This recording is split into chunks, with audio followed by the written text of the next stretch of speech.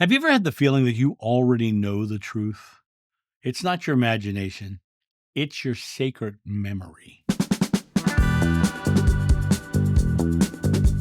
Hey guys, this is John here in the studio. I often get people who tell me in comments or in emails that they knew this already, but they'd never heard it said. They knew things already, that they never heard it said, right? This concept of knowing it ahead of time is this concept of this spiritual truth that's already within you. We have this experience of understanding when we hear something that rings true to us.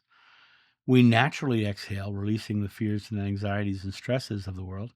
We go, "Oh my God, that made so much more sense," right? The soul remembers. Your higher self, your inner divinity knows its oneness with God, knows the love that is your very nature. The soul remembers. Edgar Cayce said the subconscious is a record of the soul. Ruth Montgomery talked about that you aren't living, you're remembering. And why truth resonates with you so deeply is because it is your truth. It is the core nature of your understanding or your knowing of who you really are. Here in the physical, we have a hard time understanding that we are divine because we have this fog of fear and awareness that keeps us from understanding that we are more than our own physical world selves. Spiritual teachings feel like home, and they give us the ability to exhale because the the the natural inclination to exhale is the release of the fear that brings us back to that awareness. Someone says something truthful to you, and you go, "Yeah," and you naturally exhale because the fog of fear that didn't feel right releases itself when you feel the truth within yourself. The emotional confirmation is you recognizing a truth, that emotional confirmation of you exhaling. You're releasing that fear. That is an emotional confirmation that this feels good. This feels right. That inner knowing is beyond logic.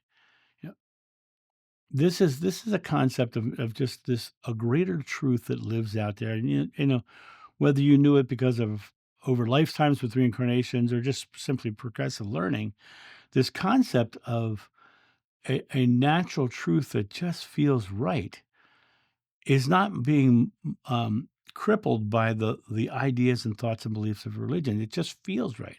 That's your soul knowing this is the truth.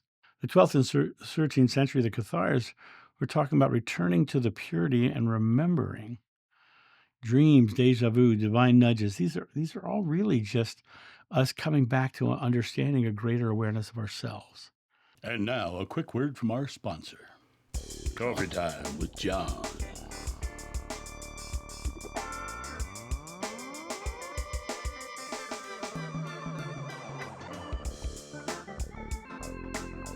This channel runs off coffee, so get your coffee and tea at johnsjoe.com. So how do you reconnect with what you know within? Well, the chatter of the world is what makes us not know. We hear and we listen and we contemplate and we struggle in our mind with what they're saying and the doctrines, the dogmas, the rituals, the old age, the new age. And when in reality, it's all far simpler. It's easier. And the story of Adam and Eve, they ate from the tree of knowledge. They got kicked out of paradise. Paradise is where you find truth. The feelings within is where you find truth. The feelings without are always accompanied by fears and the feeling of fear and anxiety and stresses. They're not truth, they're fear. And when you come back to the idea that silence and presence is the doorway, the Bible literally says, "Be still and know that I am God." And when you step into that concept of the God is within you, be still and know that I am. Understand that I am. Understand that God. Bible says, whatever you ask in God's name is granted. Moses said, God's name is I am.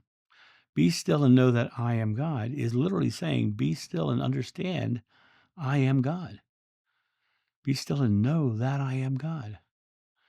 That concept of presence as a doorway, we come back to our present moment fearlessness, and it's a doorway to understanding our greater and divine self. People will talk about journaling, and if you want to get into journaling, that's fine. But here's what I would say is only journal the things that you feel to be true, because then you're writing your own gospel, you're writing your own scripture, showing how you live, and then take the actions upon those beliefs. Because there's only one moment you have thought, word, and deed, and it's the present moment. It's the I am moment. Take the time to literally find your truth and start trying them out, seeing what the results are, choosing love over fear. My my friends, the truth is always within you. It's always there. It's a matter of you not letting the chatter of the world interrupt the truth from speaking to you directly into your heart, into your feelings. Stop seeking something. Understand everything's here. Everything's now. Everything's within you. When you exhale and you release the fear and you come back to that oneness of God, you are awakening. The Buddha literally said the secret to enlightenment is the eradication of fear. Well, fear holds air in. Exhale. Listen inward. You already know the answers. You already know what it feels like to be love and live in love. It's a matter of taking that knowing and bringing it forward into the now, as opposed to looking for a way to bring it forward. It's a matter of being the love to see the love. Right here, right now is your opportunity. And that's my thought on this. You guys have a great day, and I'll talk to you soon. See you. Bye.